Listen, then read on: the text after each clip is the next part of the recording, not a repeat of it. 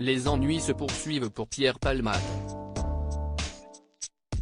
Depuis l'accident qu'il a causé en Seine-et-Marne le 10 février dernier, après avoir consommé de la cocaïne, l'humoriste a vu se succéder les ouvertures d'enquête à son sujet.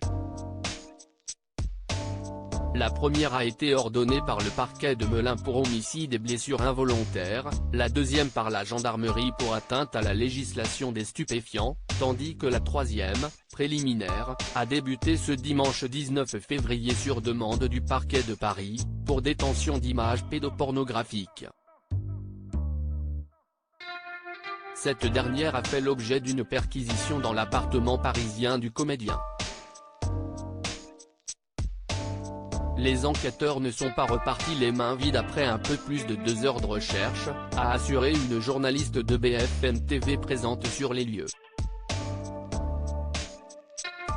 Cette dernière a notamment affirmé que les policiers avaient quitté le domicile de Pierre Palmade, situé dans le 3e arrondissement de la capitale, avec plusieurs sacs contenant des effets personnels de l'acteur, dont un ordinateur fixe. L'enquête a été ouverte après qu'un homme a spontanément appelé le 17 pour signaler qu'il avait en sa possession des images, des vidéos et des audios montrant le mis en cause regardant des vidéos à caractère pédopornographique.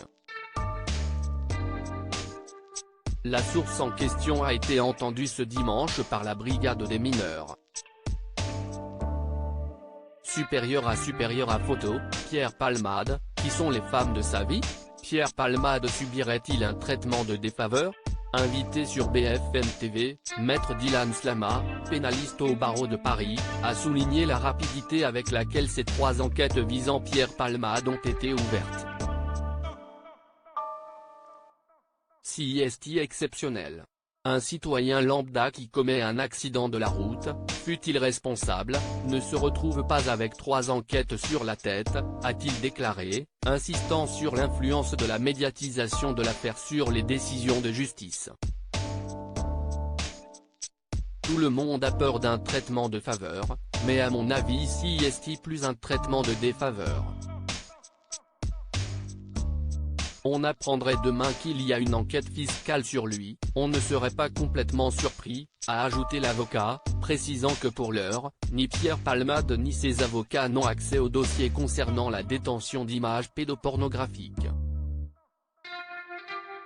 Ainsi, il est pour le moment impossible pour celui qui a été mis en examen et soumis au port d'un bracelet électronique ce vendredi de se défendre. Crédit photo, Jack Tribeca.